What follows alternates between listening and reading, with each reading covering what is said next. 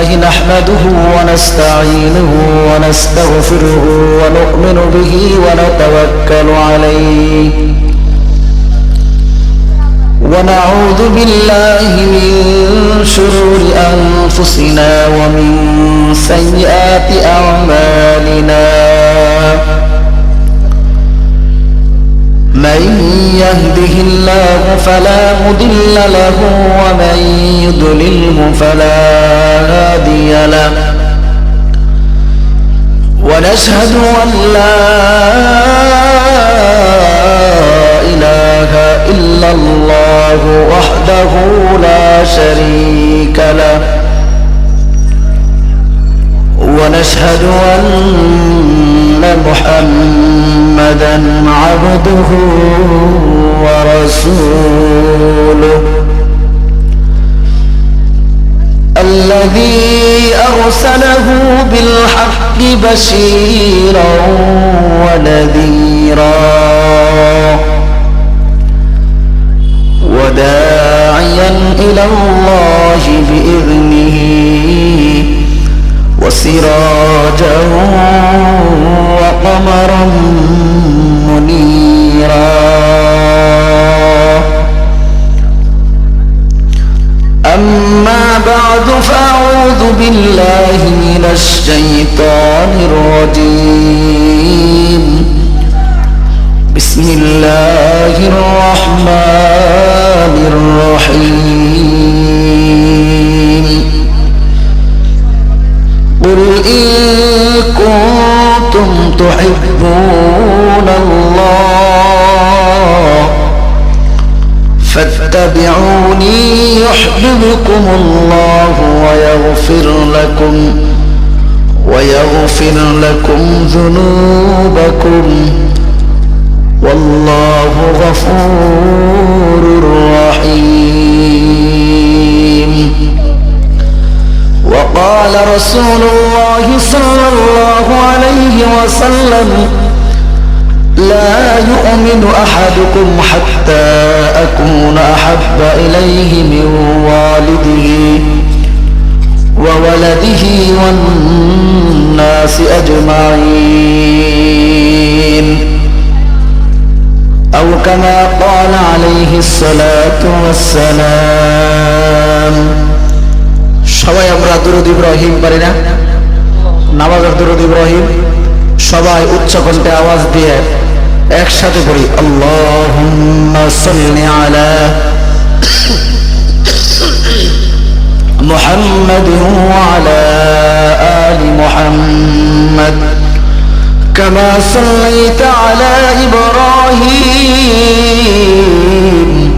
ওয়া আলা আলি ইব্রাহিম ইন্নাকা হামিদুম مجيد اللهم بارك على محمد وعلى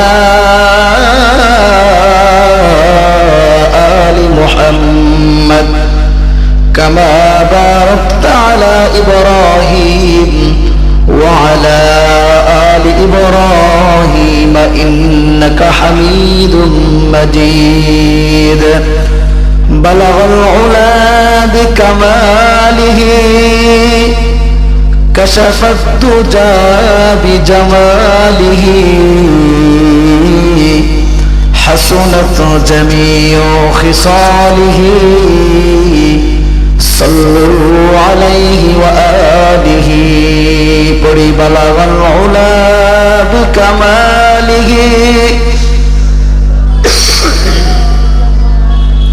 حسنت جميع خصاله صلوا عليه পূর্বে ওই ব্যক্তি আল্লাহর জান্নাতে প্রবেশ করবে এই জন্য দোস্ত একবার লা ইলাহা ইল্লাল্লাহ আমার জবান থেকে বের করতে পারতেছে এই জন্য আলহামদুলিল্লাহ পড়ি আলহামদুলিল্লাহ সবাই জবান ছেড়ে আওয়াজ দিয়ে পড়েন লা ইলাহা ইল্লাল্লাহ লা ইলাহা জোরে লা ইলাহা ইল্লাল্লাহ ভাইজান বহু দূর মাদিনায় আমি কেমনে জানি না সবাই বহু দূরে, আমি কেমনে যাব জানি না। দয়া করো দয়ার আল্লাহ, মায়া করো মায়ার আল্লাহ, পুরাও মনের বাসনা। লা ইলাহা ইল্লাল্লাহ, জুড়ে ইল্লাল্লাহ, লা ইলাহা ইল্লাল্লাহ। দিন থাকিতে বন্ধু ভেলা, কাজে লাগবে মরণ বেলা।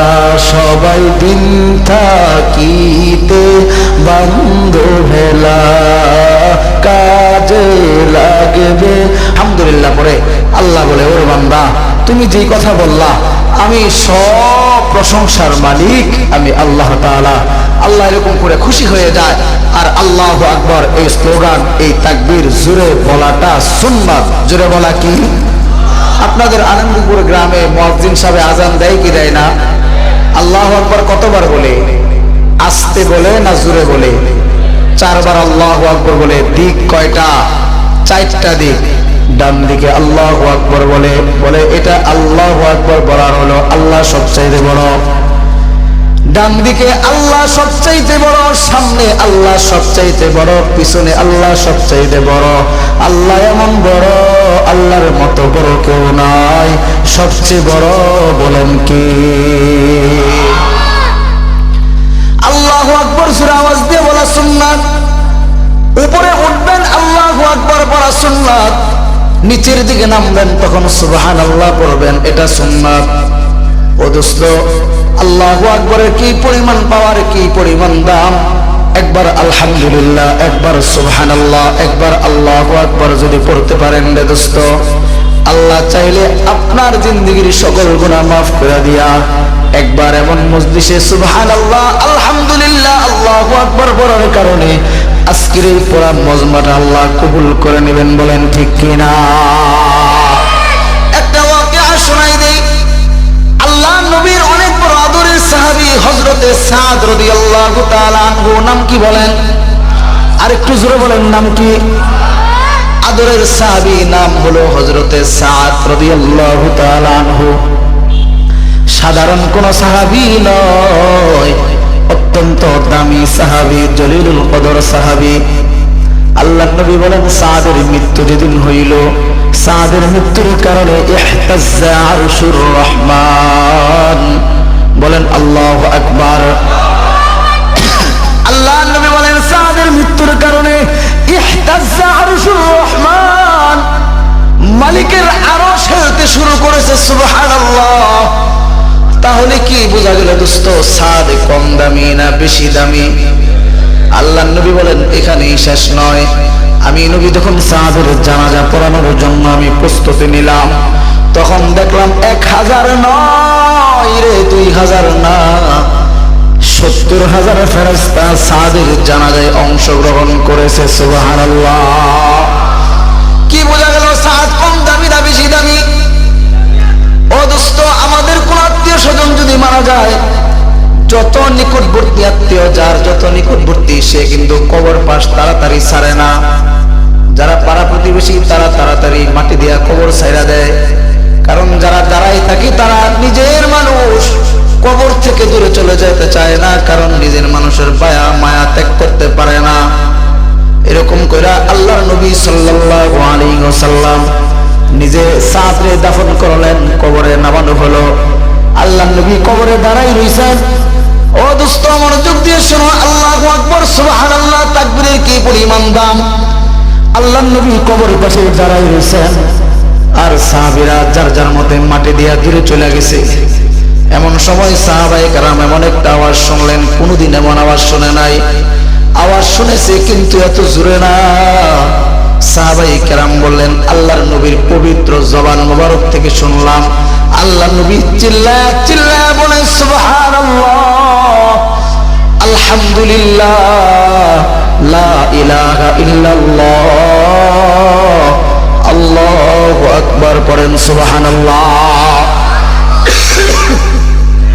সাহাবায়ে কেরাম নবীর সামনে যায় বলে, নবী আপনি তো কোনদিন এত জোরে জোরে তাকবীর দেন না, আপনি তাকবীর দেন আমরা জানি, আস্তে করে সুবহানাল্লাহ বলেন, আলহামদুলিল্লাহ বলেন, লা ইলাহা ইল্লাল্লাহ বলেন, কিন্তু এমন কি হইল সাদের কবরের পাশে দাঁড়াইয়া জোরে জোরে তাকবীর দিতে শুরু করলেন। আল্লাহ নবী বলেন, সাহাবায়ে কেরাম আমি নবী নিজে যা দেখি তোমরা তা দেখো না, আমি নবী যা জানি তোমরা তা জানো না। সাহাবায়ে কেরাম বলে, নবী কি ঘটনা একটু শুনতে চাই।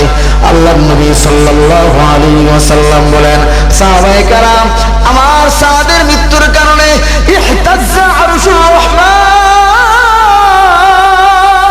আল্লাহু আকবার, ইহতাজ্জা আরশুর রহমান, আমার সাদের মৃত্যুর কারণে আসমান হেলতে শুরু করেছে।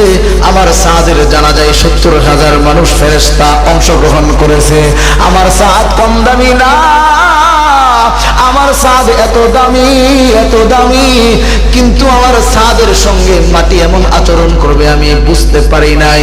আল্লাহ নবী বলেন, আমার সাদের কবর যখন শোয়ানো হইল, আমি কবরের দ্বার থেকে দাঁড়ায়া সাদের চেহারার দিকে দৃশ্য দেখলাম, আর সাদের সঙ্গে মাটি এমন কি বেয়াদবি আচরণ করলো। আমি আসমানের দিকে তাকায়া বললাম, আল্লাহ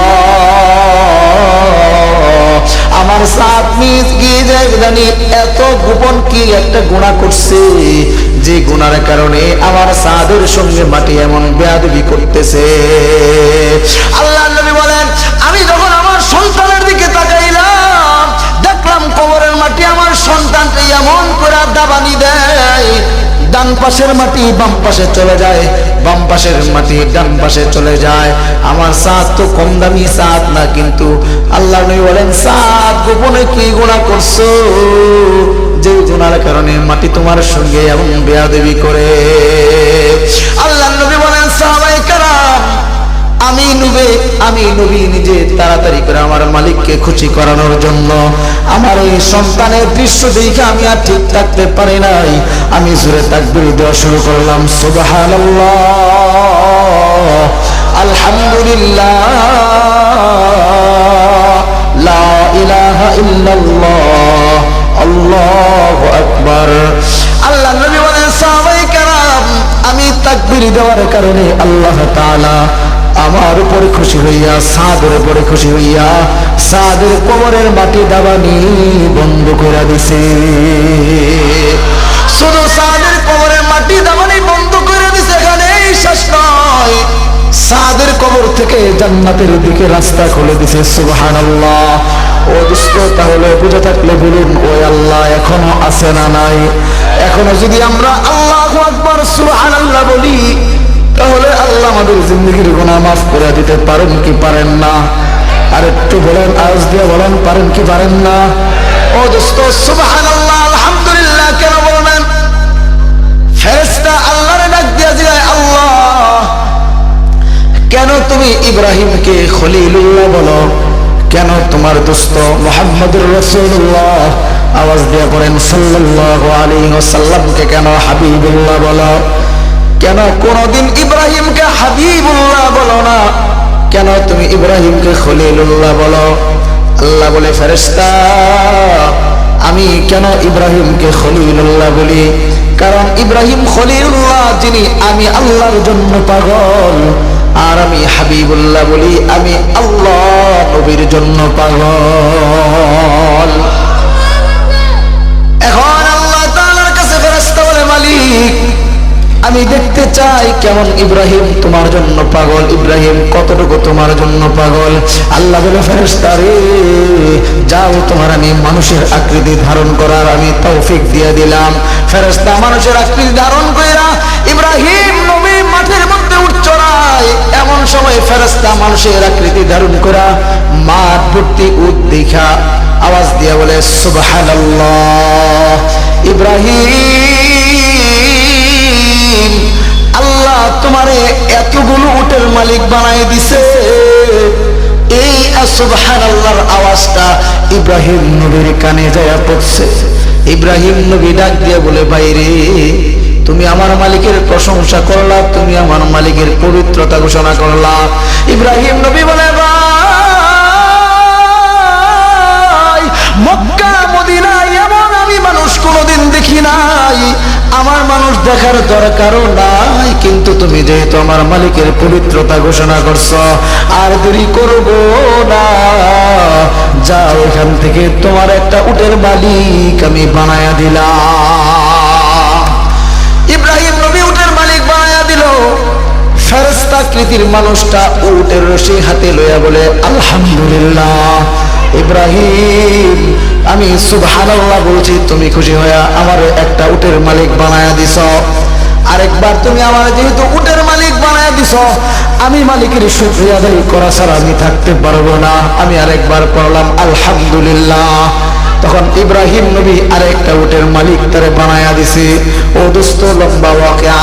একবার করে শুকরিয়া আদায় করে আরেকটা উটের মালিক বানায়া দেয়, আরেকবার সুবহানাল্লাহ পড়ে আরেকটা উটের মালিক বানায়া দেয়, আরেকবার আল্লাহু আকবার পড়ে আরেকটা উটের মালিক বানায়া দেয়। এমন করে দান করতে করতে করতে করতে মাঠের একটা উটও নাই, সমস্ত উটের রশি ওই ফেরেশতাকৃতির মানুষকে দান করে দিছে। বলেন না সুবহানাল্লাহ। এবার ফেরেশতা আল্লাহর ডাক দিয়ে বলে, মালিক বুঝছি কেন তুমি ইব্রাহিমকে খলিলুল্লাহ বলো, কারণ ইব্রাহিম তোমার জন্য এত পাগল, এত পাগল, এত পাগল। একবার মাত্র সুবহানাল্লাহ বলছি, একটা উটের মালিক আমারে বানায় দিছে। সুবহানাল্লাহ। একবার আলহামদুলিল্লাহ বলছি, আরেকবার আরেকটা উটের মালিক বানায়া দিছে। আরেকবার আল্লাহু আকবার বলছি, আরেকবার আরেকটা উটের মালিক বানায়া দিছে। এত পাগল তোমার জন্য।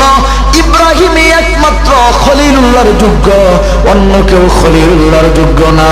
এবার ফেরেশতা ইব্রাহিম নবীর ডাক দিয়ে বলে, ইব্রাহিম আরেকবার যদি তোমার মালিকের পবিত্রতা ঘোষণা করি, আরেকবার যদি তোমার মালিকের শুকরিয়া আদায় করি, ইব্রাহিম বলে বলে তুমি আমার কি দান করবা?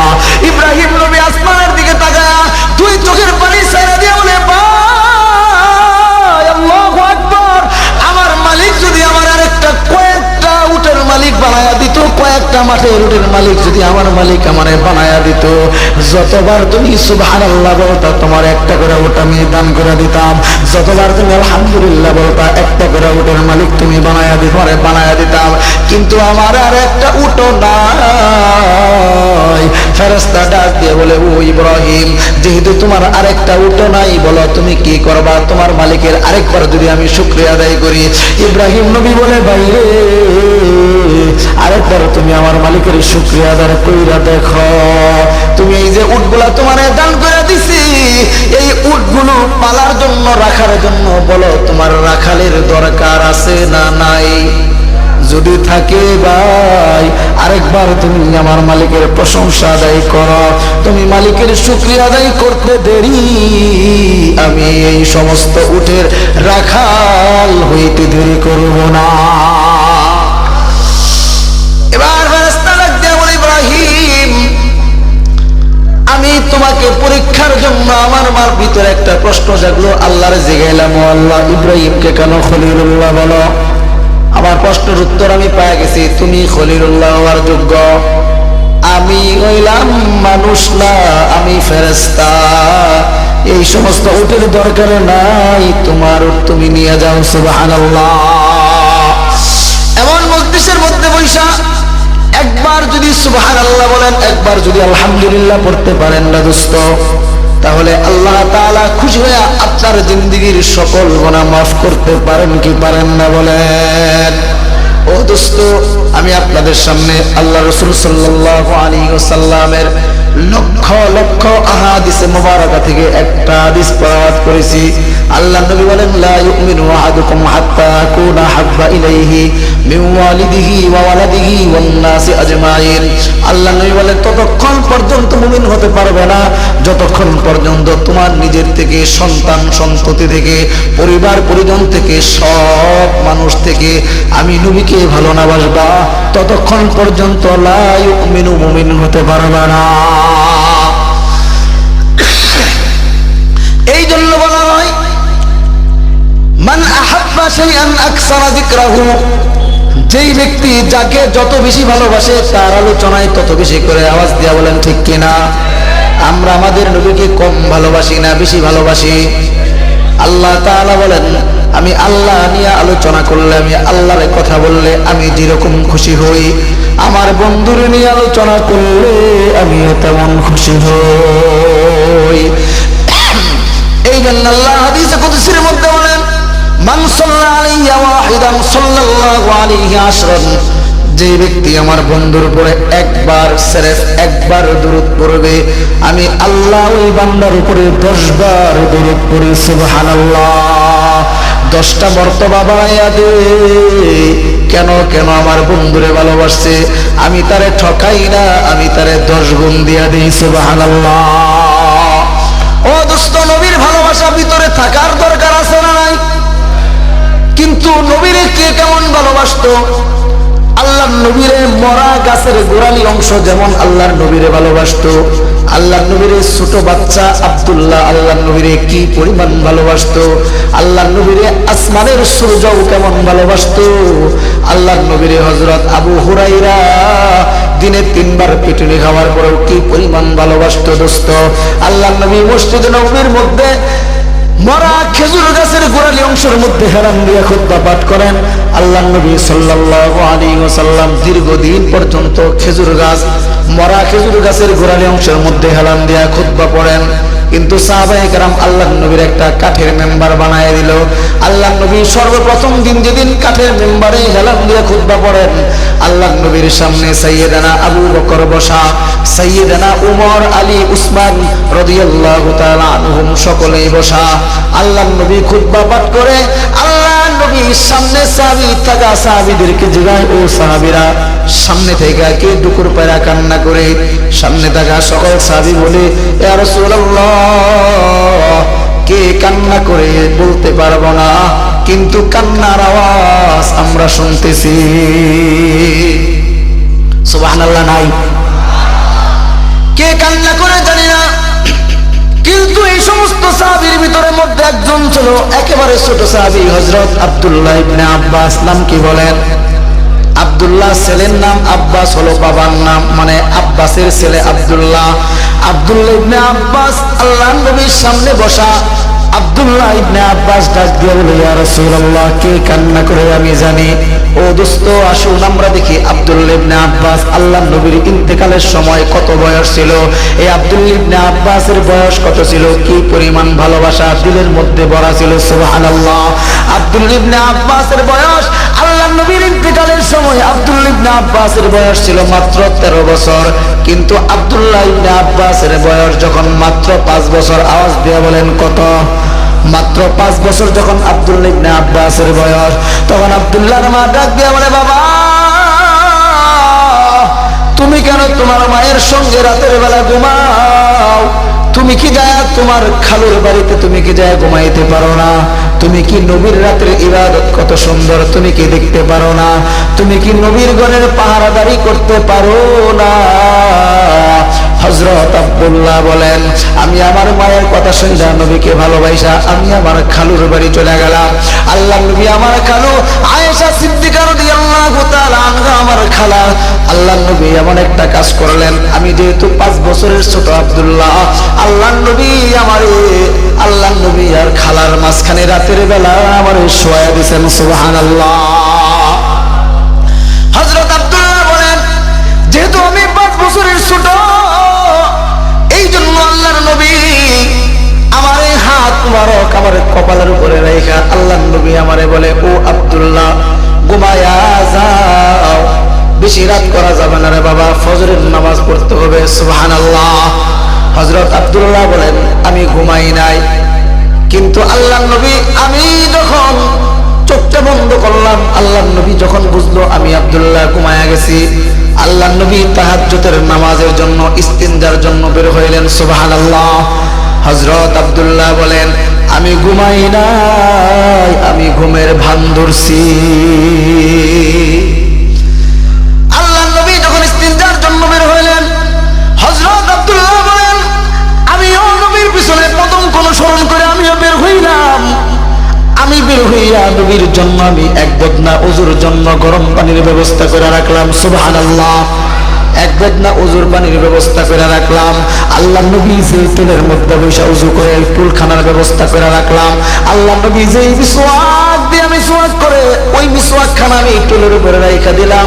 আল্লাহ নবী ইস্তিনজা শেষ করে আইসা সুন্দর ওযুর পানি দিয়ে ওযু করে ভিতরে যায়, কামরার ভিতরে যায় ডাক দেয়, আয়েশা এত সুন্দর ওযুর পানির কে ব্যবস্থা করলো? সুবহানাল্লাহ। আয়েশা সিদ্দিকা রাদিয়াল্লাহু তাআলা আনহা বলেন, নবী, আল্লাহু আকবার, নবী আজকে তো ঘরের ভিতরে আমি, আপনি আর আব্দুল্লাহ ছাড়া কেউ ছিল না। আল্লাহ নবী আব্দুল্লাহরে ডাক দেয়, আব্দুল্লাহ তুমি কোথায়? আব্দুল্লাহ বলে, লাব্বাইক ইয়া রাসূলুল্লাহ। এবার আব্দুল্লাহ গোপনে না, এবার আব্দুল্লাহ প্রকাশ্যে বলে, ও আল্লাহর নবী। আল্লাহর নবী জিগায়, আব্দুল্লাহ তোমার না ঘুম পাড়ায় গেলাম, তুমি কেন বাহিরে? হযরত আব্দুল্লাহ বলেন, নবী আমি আজকে আপনার ঘরে ঘুমানোর জন্য আসি নাই। আমার মা মানে সব সময় ডাক দেয় আর বলে, বাবা তুমি কি নবীর ঘরে যায় ঘুমাইতে পারো না? তুমি কি নবীর ঘরে রাতের ইবাদত কত সুন্দর তুমি কি দেখতে পারো না? সুবহানাল্লাহ। তুমি কি রাতের বেলা নবীর ঘরের পাহারাদারি করতে পারো না রে বাবা? আল্লাহ নবী গো, আমি আপনার ঘরের পাহারাদারি করার জন্য আসছি, আমি ঘুমানোর জন্য আসি নাই। আল্লাহ নবী বলেন, আব্দুল্লাহ তাহলে কেন বাহিরে দাঁড়াই রইছ? হযরত আব্দুল্লাহ বলে, ও নবী মক্কার কাফের মুশরিক বেঈমানরা আপনারা কি পরিমাণ জ্বালাতন করে, কি পরিমাণ কষ্ট দেয় নবী আমার জানা। ও নবী গো, আমি আপনারে ভালোবাসি, আমি ঘুমানোর জন্য আসি নাই। আল্লাহ নবী গো, আমি আব্দুল্লাহ আপনার ঘরের পাহারাদারি থাকার পরেও যদি কোন কাফের মুশরিক বেঈমানরা আপনারে কষ্ট দেয় হাসরের ময়দানে যদি আমরা আল্লাহ জিগায়, ও আব্দুল্লাহ আমার বন্ধুরে ভালোবাসা নবীর ঘরের মেহমান হইছ, কিন্তু নবীর এই কাফের মুশরিকরা কষ্ট দিছে, নবী বলেন আল্লাহর সামনে আমার কোন জবাব দেওয়ার ভাষা আছে কিনা? আল্লাহ নবী বলেন, আব্দুল্লাহ তোমার ভিতরে আল্লাহ এত পরিমাণ আমি নবীর মায়া, এত পরিমাণ আমি নবীর ভালোবাসা তোমার ভিতরে আল্লাহ দিছে। আব্দুল্লাহ বলো, আগে বলো এত সুন্দর গরম ওযুর পানির কে ব্যবস্থা করে রাখছি? হযরত আব্দুল্লাহ বলেন, নবী আমি ওযুর পানির ব্যবস্থা করে রাখছি। সুবহানাল্লাহ। আল্লাহ নবী ডাক দিয়ে বলেন, আব্দুল্লাহ আসো আমার বুকে আসো, আসো আমার বুকে আসো, আমি তোমার উপর খুশি হয়ে গেছি। আল্লাহ নবী দোয়া করে, আল্লাহ আব্দুল্লাহকে তুমি রাইসুল মুফাসসিরিন বানায়া দাও। সুবহানাল্লাহ। আল্লাহ নবী বুকে নিয়ে দোয়া করে, আল্লাহুম্মা ফাক্কিহু ফিদ্দীন ওয়া আল্লিমহুল কিতাবা ওয়াল হিকমা। আল্লাহু আকবার।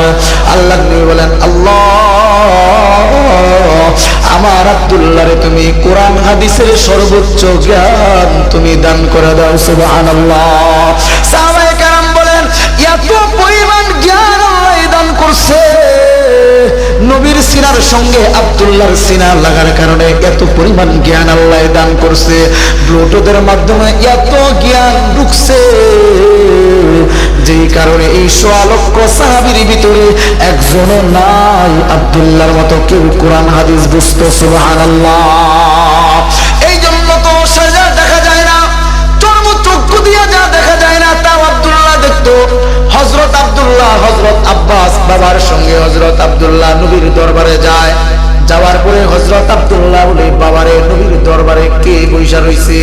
হযরত আব্বাস বলে, বাবা নবীর দরবারে তো কাউরে দেখি না, কেউ নাই, নবী একা বইসা রইছে।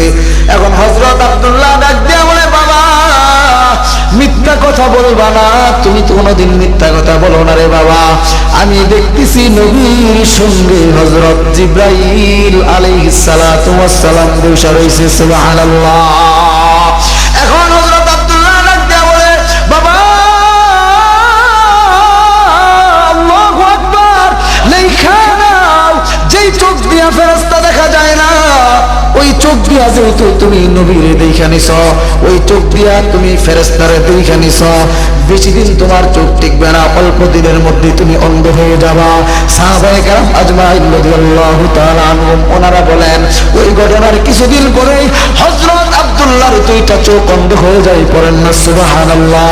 কেন কেন কেন? আল্লাহ বলে, আব্দুল্লাহ আমার বন্ধুরে কি পরিমাণ ভালোবাসছো, আমার বন্ধুরে কি পরিমাণ মহব্বত করছো, আমার বন্ধুরে ভালোবাসার কারণে বন্ধুর দোয়া কবুল করে করে নিছি, এখন আর কোনো জিনিস দেখার দরকার নাই। এখন আমার বন্ধুর কথা অনুযায়ী নীতির উপর যদি চলতে পারো, আমি আল্লাহ তোমার জিন্দেগীর সব গুনাহ মাফ করে দিলাম। এখন হযরত আব্দুল্লাহ, মনে আছে কিনা ভাই, সাহাবায়ে কেরামের মাঝখানে হযরত আব্দুল্লাহ বসা। আল্লাহর নবী জিগায় আব্দুল্লাহকে, কান্না করে তাড়াতাড়ি বলো। হযরত আব্দুল্লাহ বলে, নবী আপনার পিছন দিকে তাকায় দেখেন, পিছন দিকে খেজুর গাছ। রিওয়ায়াতের মধ্যে এমন পাওয়া যায় খেজুর গাছের জবান আল্লাহ খুলে দিয়েছে, সুবহানাল্লাহ। খেজুর গাছ বলে, নবী আপনি তো আমার পিঠের মধ্যে হেলান দিয়া খুতবা পাঠ করেন, আজকে নতুন মিম্বার পাইয়া আমারে ভুলে গেছেন, এই জন্য আমি আপনার জন্য কান্না করি, আপনার জন্য আপনাকে ভালোবাসি, মায়ায় কান্না করি। আল্লাহ বলেন, খেজুর গাছ তুমি তো মরা, তুমি কেন কান্না করো? যাও, তোমার জন্য আমি মালিকের কাছে দোয়া করে দিলাম, আল্লাহ যেন কিয়ামতের আগ পর্যন্ত তোমার হায়াত বাড়ায় দেয়। কাঁচা পাকা খেজুর তোমার ভিতরে ধরবে, মক্কা মদিনার মানুষগুলো তোমার থেকে খেজুর খাবে, তুমি আর কোনো চিন্তা করো না। রিওয়ায়াতের মধ্যে পাওয়া যায় খেজুর গাছ এখন আর ঢুকুর পেরা কান্না করে না, খেজুর গাছ এখন হাওমাও পেরা কান্না শুরু করে দিছে, সুবহানাল্লাহ। আল্লাহ নবী বলেন, আমার এত ভালোবাসো, এত মুহাব্বত, এত মায়া, যাও যাও যাও, কথা দিলাম আমি নবীর সঙ্গে তুমি জান্নাতে প্রবেশ করবা। আসমানের সূর্য নবীরে কি পরিমাণ ভালোবাসতো। হযরত আলী রাদিয়াল্লাহু তাআলা আনহু বলেন, আল্লাহর নবী একদিন আমার উরাতের মধ্যে আসরের সময় হেলান দিয়া ঘুমায়া গেছে, মাথাটা রাইখা আমি একবার আল্লাহর নবীর দিকে তাকাই, একবার আসমানের সূর্যের দিকে তাকাই। নবীর ঘুম ভাঙবো না, ঘুম না ভাঙলে তো নামাজ কাজা হয়ে যাবে। হাদিস স্মরণ হয়ে গেছে, আসসালাতু ইমাদুদ্দিন, মান আকামাহা ফাকাদ আকামাদ্দিন ওয়া মান হাদামাহা ফাকাদ হাদামাদ্দিন। হযরত আলী বলেন, নামাজ হচ্ছে দিনের খুঁটি, এখন কি আমি নবীকে কষ্ট দিব নাকি নামাজ ছুঁইটা যাবে? হযরত আলী বলেন, একবার আমি আসমানের সূর্যের দিকে তাকাই, আর একবার নবীর চেহারার দিকে তাকাই, বারবার তাকায়া দেখি আসমানের সূর্য যেই জায়গায় ছিল, আসমানের সূর্য একই জায়গায় দাঁড়ায় রয়েছে, বলেন সুবহানাল্লাহ। এখন আল্লাহর নবীর ঘুম ভাঙছে, আল্লাহর নবী ওযু কইরা আল্লাহর নবী আসরের নামাজের জন্য দাঁড়াইলেন। আসরের নামাজ পড়া শেষ হইল, হযরত আলী উদ্বেগ নিয়ে আল্লাহর নবীর এই ঘটনা শোনাইতে লাগলেন। নবী কি একটা দৃশ্য দেখলাম। আল্লাহর নবী ডাক দিয়া বলেন, আলী, যে আল্লাহ তাআলা আমারে ভালোবাসা আরামের ঘুম পাড়ায় দিছে, ওই আল্লাহ আমারে ভালোবাসে, আসমানের সূর্য আমারে ভালোবাসে। আল্লাহ আমারে ভালোবাসা আসমানের সূর্যটারে জায়গায় দাঁড় করায় রাখছে। দোস্ত, আসমানের সূর্য কি পরিমাণ নবীরে ভালোবাসতো। হযরত আবু হুরায়রার দিকে যদি তাই, হযরত আবু হুরায়রা কি করে নবীরে ভালোবাসতো। হযরত আবু হুরায়রা আল্লাহ নবীর দরবারে সব সময় থাকতো। হযরত আবু হুরায়রা বলে, ইয়া রাসূলুল্লাহ, আপনার দরবার ছাড়া আমার কোনো কিছু ভালো লাগে না, আপনার দরবারে সব সময় আমি থাকি। হযরত আবু হুরায়রা বলে, নবী আপনি তো জানেন আমি কালেমা পড়া মুসলমান হইছি, কিন্তু আমার মা এখনো কালেমা পড়া মুসলমান হয় নাই। আমি আপনার দরবার থেকে যাওয়ার পরে যখন আমি আমার মায়ের কাছে খাবার চাই, তখন মা আমার খাবার দেয়, কিন্তু আমারে মারে। সকালবেলাও মা মারে, দুপুরেও মা মারে, বিকেল বেলাও মা আমারে মারে। এই যে একটু দেখেন জামা খোলা দিলাম, আজকে সকালবেলাও আমার মা আমারে একটু পরিমাণ আঘাত করছে, রক্ত জমা বাইদা হয়েছে। আল্লাহর নবী দোয়া করেন, আল্লাহ আমার আবু হুরায়রার মারে তুমি কালেমার দৌলত নসিব করে দাও, সুবহানাল্লাহ। হযরত আবু হুরায়রা বলেন, আমি আমার নবীর এই দোয়ার পরে এমন জোরে একটা দৌড় দিছি, এই জন্য আমি দৌড় দিছি দেখি আমার নবীর দোয়া আগে কবুল হয় না, আমি দূর দিয়া আমার মায়ের বাড়িতে আগে যাইতে পারি, সুবহানাল্লাহ। হযরত আবু হুরায়রা বলে, আমি আগে যাইতে পারি নাই, আমার আগেই দোয়া কবুল হয়ে গেছে, সুবহানাল্লাহ। প্রত্যেকদিন আমি যাই দেখি মায়ের দরজা বন্ধ, আজকে যাই দেখি মায়ের দরজা, আজকে যাই দেখি মায়ের দরজা বন্ধ, প্রত্যেকদিন খোলা থাকে। আমি গান টান লাগায়া শুনি, মায়ের ভিতর থেকে, ঘরের ভিতর থেকে গোসলের পানির আওয়াজ শোনা যায়। আমি ডাক দিলাম, মা দরজা খুলো, তোমার আবু হুরায়রা আসছে। মা তুমি তোমার আবু হুরায়রা মারবা না, তাড়াতাড়ি দরজা খোলো। তখন তখন মা ভিতর থেকে বলে, রে বাবা, আমি গোসল কইরা আনি, আমি উত্তম পোশাক পরে আনি, তারপরে দরওয়াজা খুলবো। হযরত আবু হুরায়রা বলেন, আমি আমার মায়ের দরজার সামনে দাঁড়ায় রইলাম। লম্বা সময় পরে আমার মা দরজা খুললো। দরজা খোলার পরে আমার মা সর্বপ্রথম চিৎকার দিয়া বলে, বাবা, কালেমা বুঝি এত মজা, কালেমা বুঝি এত স্বাদ আমি কোনোদিন জানি নাই রে বাবা। যদি আমি জানতাম কোনোদিন তোমার আমি আঘাত করতাম না। হযরত আবু হুরায়রা বলে, বাবা, আমার মা আমারে বাবা ডাইকা বলে, বাবা আমারে মাফ করে দাও। হাসরের ময়দানে কাঠগড়ায় দাঁড়ায় তোমার মারে আসামি করবা না। আমি আমার মায়ের চোখের পানি দেখে আমার মারে আমি মাফ করে দিলাম। আমার মা আমার হাতখানা ধরে বলে, বাবা আর দেরি করব না, তাড়াতাড়ি নবীর দরবারে নিয়ে পড়ায় দাও লা ইলাহা ইল্লাল্লাহু মুহাম্মাদুর রাসূলুল্লাহ। সবাই বলেন সাল্লাল্লাহু আলাইহি ওয়াসাল্লাম। দোস্ত, এত পরিমাণ আঘাত খাওয়ার পরেও, সকাল দুপুর বিকেলে আঘাত খাওয়ার পরেও তারপর নবীর ভালোবাসা ছাড়ে নাই, কালেমা ছাড়ে নাই। ও দোস্ত, আমাদের ভিতরটা গান্দা দিয়া বলা, আমাদের ভিতরে নবীর কোনো ভালোবাসা মহব্বত নাই, আমাদের ভিতরে সুন্নতের অনেক কমতি দেখা যায়। এই জন্য আমাদের সন্তানেরাও জানে না কবরে জিন্দেগি আছে, আমাদের সন্তানেরা বিশ্বাসও করতে চায় না। ফুলসিরাতের পুল পার হইতে হবে বিশ্বাস করতে চায় না, নিজেদেরও প্রবল ধারণা আসে না। মিজানের পাল্লায় সকলের আমলনামা ওজন করতে হবে এটাও বুঝতে চায় না, ধারণায় আসে না।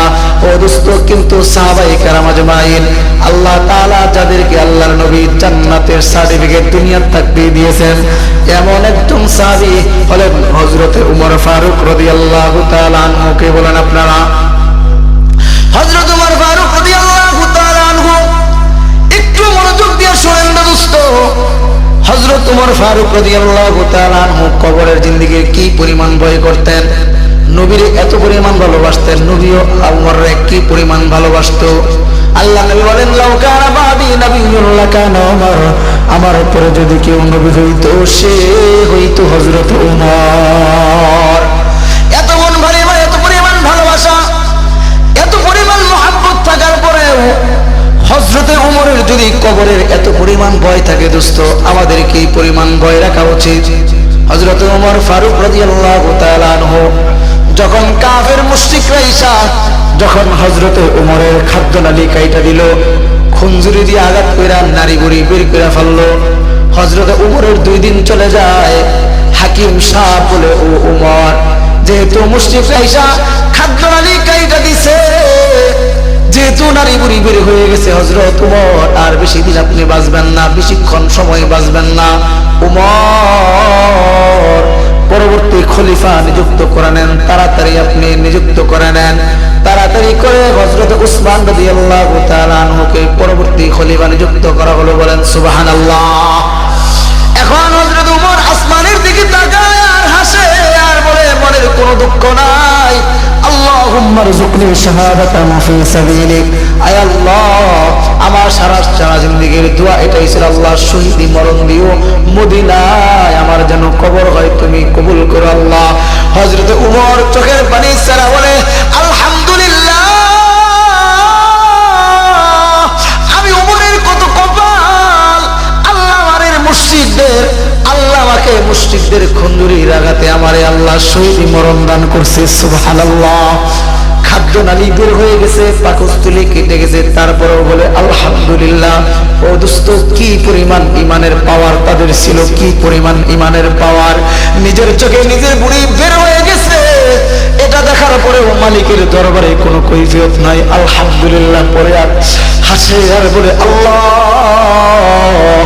আলহামদুলিল্লাহ, আমার কি কপাল, আমি মদিনায় আমার মরণ হইতেছে। সুবহানাল্লাহ। আমি শহীদি মরণ পাইলাম। একদিন যায় ওই দিক দিয়া হাকিম সাহেব বলে খলিফা নিযুক্ত করে নেন, খলিফা নিযুক্ত করা হইল। দ্বিতীয় দিন হযরতে ওমরের মাথায় আরেকটা চিন্তা আসলো, আরেকটা ফিকির আসলো, মনে মনে বলে, না রে না, শুধু মদিনায় মরলে হবে না, শুধু মদিনায় মরলে হবে না, যদি আমার কবরটা যদি নবীর কদমের পাশে হয় তাহলে আল্লাহ আমার কবরের মধ্যে আযাব দিবে না। এখন হযরত ওমর সন্তান আব্দুল্লাহর ডাক দিয়ে বলে, বাবা ও বাবা, জীবনে আরেকটা কাজ তোমার আমি দিয়া করাইতে চাই রে বাবা, না করবা না রে বাবা। টাকা দেখো, তোমার বাবার খাদ্যনালী কাইটা গেছে, তোমার বাবা আর বাঁচবে না রে বাবা। নারী বের হয়ে গেছে, পরবর্তীতে যে খলিফা তারে নিযুক্ত দেওয়া হয়ে গেছে রে বাবা। তাড়াতাড়ি উম্মাহাতুল মুমিনিনের কাছে যাও, উম্মাহাতুল মুমিনিনের কাছে যাও। ওই ঘরে 4টা কবরের জায়গা, একটা কবরের মধ্যে হযরত ঈসা নবী ঘুমাইছে, আরেকটা কবরের মধ্যে সাইয়্যিদানা আবু বকর ঘুমাইছে, আরেকটা কবরের মধ্যে জনাবে মুহাম্মদুর রাসূলুল্লাহ সাল্লাল্লাহু আলাইহি ওয়াসাল্লাম ঘুমাইছে। বাবা রে, ওই ঘরের মধ্যে এখনো একটা জায়গা ফাঁকা আছে, যে জায়গাটা আয়েশা তার নিজের জন্য রাখছে। সন্তান আব্দুল্লাহ দৌড় দিয়া যায়, উম্মাহাতুল মুমিনিনের কামরার সামনে যায়, ডাকবে উম্মাহাতুল মুমিনিন, বাবার একটা আরজু লইয়া আপনার কাছে আমি সন্তান ভিক্ষুকের মতো দাঁড়াইছি। কাফের মুশরিকরা আমার বাবার পেটের মধ্যে খঞ্জর দিয়ে এমন আঘাত করছে,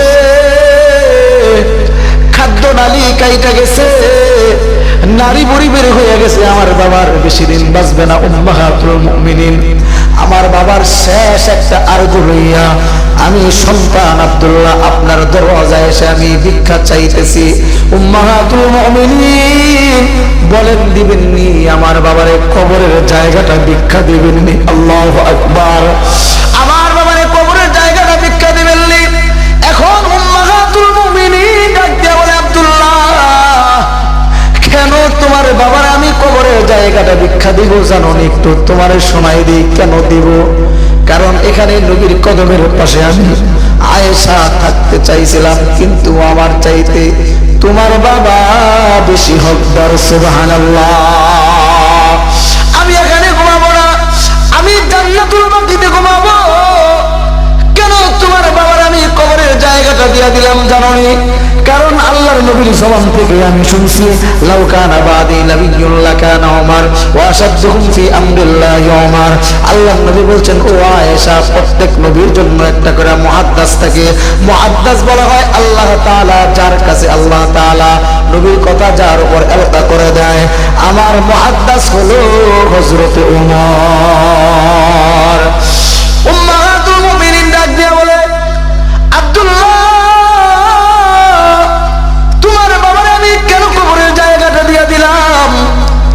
মদিনায় যদি কোনো জিনিস কেউ স্বপ্নে দেখতো, তোমার বাবা ওইটা স্বপ্নে দেখতো। মদিনায় যদি কেউ কোনো জিনিস স্বপ্নে খাইতো, তোমার বাবা সেটাও দেখতো। সুবহানাল্লাহ। তোমার বাবা সাধারণ কোন সাহাবী না। এরপরে উম্মাহাতুল মুমিনিন বলে, আব্দুল্লাহ শোনো, তোমার বাবা কত দামি সাহাবী, কত দামি সাহাবী। কেন নিজের কবরের জায়গা আমি তোমার বাবারে দান করব কেন জানো নি? একটু শুনে নাও। হযরত আব্দুল্লাহর এই ঘটনা শোনায় উম্মাহাতুল মুমিনিন বলে, ও আব্দুল্লাহ শুনো, তোমার বাবা আর আল্লাহর নবী একদিন একসঙ্গে দাঁড়ায় আছে। হযরত ওমর আল্লাহর নবীর সঙ্গে দাঁড়াই রয়েছে। এমন সময় হযরত আব্দুল্লাহ বিন যায়েদ বিন আব্দ রব্বিহি কিছু কালিমাত গুলো স্বপ্নে দেখা নবীর সামনে আইসা বলে, ও নবী, রাতের বেলা এই শব্দগুলো, এই কালিমাত গুলো আমি স্বপ্নে দেখেছি। এখন আল্লাহর নবী ডাক দিয়া বলেন, আব্দুল্লাহ বিন যায়েদ বিন আব্দ রব্বিহি, যেই শব্দগুলো তুমি স্বপ্নে দেখছো এটি কোনো সাধারণ শব্দ না। জোরে বলেন সুবহানাল্লাহ। এটি কোনো সাধারণ শব্দ না, এটি হলো আযানের শব্দ। বিলাল রে তাড়াতাড়ি ডাক দাও, বিলাল রে এই আযানের শব্দগুলো শিখায় দাও। আজকে থেকে বিলাল কিয়ামতের আগ পর্যন্ত যারা আযান দিবে এই কালেমাত গুলো দিয়ে আযান দিবে। সুবহানাল্লাহ। হযরত আব্দুল্লাহ বিন যায়েদ বিন আব্দ রব্বিহি এই শব্দগুলো বিলালকে শিখায়া যখন আল্লাহর নবীর কাছ থেকে যখন ফারাগাত হয়ে গেল, এমন সময় হযরতে ওমর ডাক দিয়া বলে, ও আল্লাহর নবী, যে শব্দগুলো হযরত আব্দুল্লাহ বিন যায়েদ বিন আব্দুর রাব্বিহি যে শব্দগুলো আপনারে শোনাইলো, এই স্বপ্নগুলো আমি ওমর আর কয়েকদিন ধরে এই স্বপ্নে দেখতেছি। আল্লাহ নবী রাখতে বলে, ওমর সত্যি যদি তুমি এই শব্দগুলো কালিমাতগুলো স্বপ্নে দেখো, তাহলে কেন আব্দুল্লাহ বিন যায়েদ বিন আব্দুর রাব্বিহির সামনে কথাগুলো বললা না? হযরত ওমর ডাক দিয়ে বলে, ও আল্লাহর নবী, আমি নিজের চোখে দেখলাম আমার একটা ভাইয়ের নাম ইতিহাসের পাতায় স্বর্ণাক্ষরে লেখা হবে। আজানের শব্দ স্বপ্নে দেখছে আব্দুল্লাহ বিন যায়েদ বিন আব্দুর রাব্বিহি। আমি যদি ওই সময় বলি আমি ওমর এই শব্দগুলো কালিমাতগুলো স্বপ্নে দেখছি আল্লাহর নবী, তাহলে আমার ভাইয়ের মান ক্ষুণ্ণ হয়, ভাইয়ের সুনামের মধ্যে একটা ভাগ আইসা যায়। আমি আমার সুনামের জন্য আমি আমার ভাইয়ের ক্ষতি হবে, এটা আমি চাই না। উম্মাহাতুল মুমিনিন ডাক দিয়ে বলে, আব্দুল্লাহ তোমার বাবা সাধারণ কোন সাহাবী না, কেন আমি জান্নাতুল বাকিতে ঘুমাবো? তোমার বাবারে কেন জায়গা দিয়ে দিলাম? একদিন আলী রাদিয়াল্লাহু তাআলা আনহু ডাক দিয়ে বলেন, হযরত আলী রাদিয়াল্লাহু তাআলা আনহু বলেন, আমি এশারের নামাজের পরে মধ্যরাতে আমি ঘুমাইতেছি। ঘুমানোর সময় আমি স্বপ্নে দেখি আল্লাহর নবী মসজিদে নববীতে একটা সূরা দিয়ে নামাজ পড়াইলেন। আমি আলী পিছনে দাঁড়ায়া নামাজ পড়ালাম। আল্লাহর নবী নামাজ শেষে কিছু কালিমাত শিক্ষা দিলেন, আমিও কালিমাতগুলো শিখলাম। নামাজের পরে আল্লাহর নবীর কাছে এক বাক্স বন্ধ খেজুর হাদিয়া আসলো। আল্লাহর নবী সব সাহাবায়ে কেরামকে খেজুর নেওয়ার জন্য লাইন দিয়ে দাঁড় করাইলেন। আমি আলীও লাইনের মধ্যে দাঁড়ায় গেলাম। সুবহানাল্লাহ। আল্লাহর নবী সবাইরে একটা করে খেজুর হাদিয়া দিলেন। আমি আলীর সিরিয়াল যখন আসলো আল্লাহর নবী আমি আলীরেও একটা খেজুর হাদিয়া দিলেন। আমি আলী একটা খেজুর মুখের মধ্যে দিয়া আরেকটা খেজুর আমি নবীর কাছে চাইলাম। নবী আরেকটা খেজুর দেন নাই, নবী মুস্কি হাসি দিছে। হযরত আলী বলেন, এই মুস্কি হাসির দৃশ্য দেখা আমার ফজরের আগে ঘুম ভাঙিয়া গেল। মসজিদে নববীর মধ্যে বিলাল আযান দেয়, বিলালের আযানের আওয়াজে আমার ঘুম ভাঙা যায়। আমি আলী তাড়াতাড়ি করে ওযু করে মসজিদে নববীর মধ্যে যায় জামাতে হাজির হই। আমি যা দেখি যেই সূরা জনাবে মুহাম্মদুর রাসূলুল্লাহ যে সূরা দিয়া ফজরের নামাজ পড়াইছেন, হযরত ওমর একই সূরা দিয়া ফজরের নামাজ পড়াইতেছেন। সুবহানাল্লাহ। আল্লাহর নবী ফজরের নামাজের পরে যেই কালিমাতগুলো সাথীদেরকে শিক্ষা দিয়েছেন, একই রকম ভাবে ওই জায়গায় বৈশা হযরত ওমরও এই কালিমাতগুলো শিক্ষা দিয়েছেন। সুবহানাল্লাহ। আল্লাহর নবীর সামনে যেই ভাণ্ড দিয়া খেজুর হাদিয়া আসছে, একই ভাণ্ড দিয়া হযরতে ওমরের সামনে খেজুর হাদিয়া আসছে। হযরত ওমর বলেন, সবাই লাইন দিয়ে দাঁড়ায় যাও। আমি আলীও লাইন দিয়ে দাঁড়ায় গেলাম। আমি আলী লাইন দিয়ে দাঁড়ানোর পরে সবাইকে হযরত ওমর একটা একটা খেজুর দিল। আমি আলী যখন হযরত ওমরের সামনে আসলাম, আমাকেও হযরতে ওমর একটা খেজুর হাদিয়া দিল। আমি একটা খেজুর মুখের মধ্যে দিলাম, আর একটা খেজুরের জন্য যখন আমি হাত বাড়াইলাম, তখন হযরত ওমর বলে, আলী, আল্লাহু আকবার, আলী, রাতের বেলা তুমি আল্লাহর নবীর সামনে লাইন ধরে স্বপ্নে দাঁড়াইছিলা। আল্লাহর নবী তোমার একটা খেজুর দিছে, আর একটা খেজুর তোমার দেয় নাই, তোমার বস্তি হাসি দিয়া বিদায় করে দিছে। আলী ভাই বলো, আমি তোমার একটা খেজুর দিলাম, তুমি একটা খেজুর মুখের মধ্যে দিয়া আরেকটা খেজুরের জন্য তুমি হাত বাড়াই দিলা। আলী বলো, রাতের বেলা নবী তোমারে দুইটা খেজুর দেয় নাই, আমি তোমারে দুইটা খেজুর কেমনে দিব রে ভাই বলো? নবীর তাকসিম ভাইগা আমি তোমারে দুইটা খেজুর দিতে পারবো না। সুবহানাল্লাহ। হযরত আবু বকর, হযরত উমর, কি পরিমাণ নবীর ভালোবাসা, কি পরিমাণ উম্মতের ভালোবাসা হযরত আবু বকরও ছিল। এই জন্য হযরত আবু বকর যখন খেলাফতের যে দায়িত্ব তখন ছিলেন, তখন মক্কার অলিতে গলিতে পাথরের আঘাতে নিজের পায়ের মধ্যে রক্ত ফিনকি দিয়ে পড়তো, কিন্তু কোনোদিন জুতা পরতেন না। হযরত উমর কাছে যায় বলে, আবু বকর ভাই, আপনি এক জোড়া জুতা তাড়াতাড়ি কিনে নেন, কারণ পাথরের আঘাতে আপনার ফিঙ্কি দিয়ে রক্ত বের হয়। হযরত আবু বকর বলে, না, আমার জুতার প্রয়োজন নাই। হযরত ওমর ডাক দিয়ে বলে, আবু বকর, যদি আপনি জুতা না কিনেন, আমি ওমর আপনাকে এক জোড়া জুতা কিনা দিই। হযরত আবু বকর বলে, না, আমার এক জোড়া জুতা কেনারও প্রয়োজন নাই, জুতার দরকার নাই। আর পরে বারবার পিরাপিরির পরে হযরত আবু বকর বলে, ওমর, তুমি বুঝতেছো তোমার একাই জুতা আছে, আমি আবু বকরের জুতা নাই বুঝি? আমি আবু বকর এক জোড়া খরম আছে, আমিও জুতা পাও দিয়ে হাঁটতে পারি। ওমর, রাতের বেলা যদি খরম পাও দিয়া যদি আমি হাঁটতে থাকি, যদি মুমিন বান্দাদের ঘুম ভাঙা যায়, আল্লাহ যদি আমার এই জায়গায়, ও আবু বকর, খিলাফতের দায়িত্ব পাইছো, খিলাফতের দায়িত্ব পাইয়া কত বড়াই বাড়াদড়ি করছো, আমার মুমিন বান্দাদের তুমি ঘুম ভাঙাইছো, বল না ভাই ওমর, আল্লাহর কাছে কোনো জবাব আমার দিতে পারবো কিনা? হযরত ওমর বলেন, আলী, নবীর তাকসিম ভাইয়া তোমার আমি 2টা খেজুর দিতে পারবো না। উম্মাহাতুল মুমিনিন ডাক দিয়ে বলে, ও আব্দুল্লাহ, তোমার বাবার ওয়াকিয়া শোনাইলাম, দেখছো তোমার বাবারে কি জন্য আমি জায়গাটা দিয়ে দিলাম।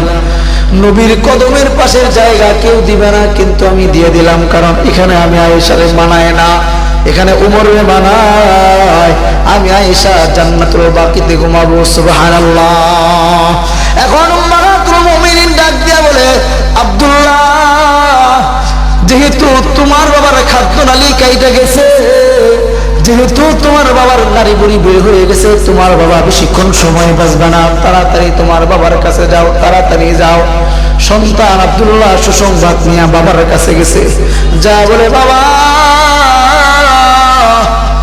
ওই জায়গাটা, যে জায়গা তুমি ভিক্ষা চাইছো নবীর কদমের পাশে বাম পাশে, ওই জায়গাটা উম্মাহাতুল মুমিনিন তোমারে দান করে দিছে। এই দান করার শব্দ শোনার সাথে সাথে বলে, আলহামদুলিল্লাহ, আল্লাহ আরে কত সৌভাগ্য দান করছে, আমি শহীদ হইলাম, শহীদ হইতেছি, আর আমার মাটি মদিনাই হবে, আবার আমার মাটিটা নবীর কদমের পাশে হবে। হযরত ওমরের এত পরিমাণ কবরের ভয় ছিল, এই জন্য এই শব্দ শোনার পরে হযরতে ওমর যখন দুনিয়ার থেকে চলে গেল, শাহাদাতের পানি পান করে ফেললো। এখন হযরতে ওমরের গোসল দিবে, এমন সময় যারা গোসল দিতেছে তারা হযরতে ওমরের শরীর থেকে কাপড় খোলা দেখে হযরতে ওমরের শরীরের মধ্যে কি পরিমাণ দাগ দেখা যায়, বেত্রাঘাতের দাগ। সবাই কান্না করে, কি হইল? হযরতে ওমরে আবার কে আঘাত করলো? এমনিতেই মুশরিকরা আঘাত করে খাদ্যনালী বের করে দিছে, পাকস্থলী বের হয়ে গেছে, কিন্তু হযরত ওমরে কে আঘাত করলো? এত বড় সাহস মদিনায় কে থাকে? কার এত বড় সাহস? এই জন্য হযরত ওমর, যখন হযরত ওমরের পেটের মধ্যে এতগুলো দাগ দেখা যায়, তখন হযরত ওমরের যারা গোসল করাইতেছে তারা চিৎকার শুরু করে দিল। এমন সময় সন্তান আব্দুল্লাহ ডাক দিয়া বলে, ও মদিনার মুসলমানেরা, তোমরা কান্নাকাটি করবা না, কান্নাকাটি করবা না, তোমরা একটু দাঁড়াও, আমার বাবার একটা জীবন ডায়েরি আছে, বাবার জীবন ডায়েরি একটু খোলা দেখি। বাবার জীবন ডায়েরির মধ্যে বাবা যা করতো সন্ধ্যাবেলায় সব কিছু বাবার জীবন ডায়েরির মধ্যে লেখা রাখতো। বাবার জীবন ডায়েরি আনলো, বাবার জীবন ডায়েরি খুইলা দেখে হযরত ওমরের জীবন ডায়েরি সন্তান আব্দুল্লাহ খুইলা দেখে হযরত ওমর মৃত্যুর আগে আগে বেত দিয়া নিজের পিঠের মধ্যে নিজে আঘাত করছে, আর বলে, ওমর, খেলাফতের দায়িত্ব পায়া কত জুলুম করছে রে ওমর, কত জুলুম করছে। আল্লাহ যদি তোমারে মাফ না করে তুমি কিভাবে শেষ জিন্দেগি কাটাইবারে ওমর? এই জন্য হযরত ওমর নিজে বেত দিয়া নিজের পিঠের মধ্যে বেত্রাঘাত করছে, আঘাত করছে। দোস্ত, এই জন্য আমি বলবো, হযরত ওমর জান্নাতের সার্টিফিকেট পাওয়ার পরেও, নবীর এত ভালোবাসার সাহাবী হওয়ার পরেও যদি ওমরের কবরের এত পরিমাণ ভয় থাকে, ও দোস্ত, সব সাহাবীর নবীর দেখা, নবীর চেহারা দেখা, এটা একটা তাদের ইবাদত ছিল, আমল ছিল। এই জন্য হযরত কাব রাদিয়াল্লাহু তাআলা আনহু আল্লাহর নবীর সঙ্গে একটা যুদ্ধে যাওয়ার কথা, কিন্তু হযরতে কাব যুদ্ধে যায় নাই, নবীর সঙ্গে ধোঁকা দিছে, গফলতের কারণে যায় নাই। আল্লাহর নবী সাল্লাল্লাহু আলাইহি ওয়াসাল্লাম 1 মাস পরে যুদ্ধের থেকে বিজয় লাভ করে আল্লাহর নবীর আদত ছিল, অভ্যাস ছিল, মসজিদ নববীর মধ্যে বৈশা আল্লাহর নবী সাল্লাল্লাহু আলাইহি ওয়াসাল্লাম মসজিদ নববীর মধ্যে বৈশা পরামর্শ করতেন, 2 রাকাত নামাজ পড়তেন। আল্লাহর নবী সাহাবায়ে কেরামকে বললেন, ও সাহাবায়ে কেরাম, কাবরে ডাক দাও, কেন কাব যুদ্ধের মধ্যে যাই নাই? হযরতে কাব বলেন, আমি যেহেতু যুদ্ধের মধ্যে যাই নাই, এই জন্য আমি তাড়াতাড়ি করে, আমি যেহেতু কবি ছিলাম, কিছু গদ্য, কিছু পদ্য, কিছু কবিতা, কিছু লেখনী আমি লেখা রাখছি। নবী আমারে জিজ্ঞাসা করবে, কাব তুমি কেন যাও নাই? আমি বানায়া বানায়া নবীর সামনে উত্তর দিব। হযরত কাব বলেন, সাথীরা শুনো, আল্লাহ নবী আমারে জিজ্ঞাসার সাথে সাথে আমার যত গদ্য, যত পদ্য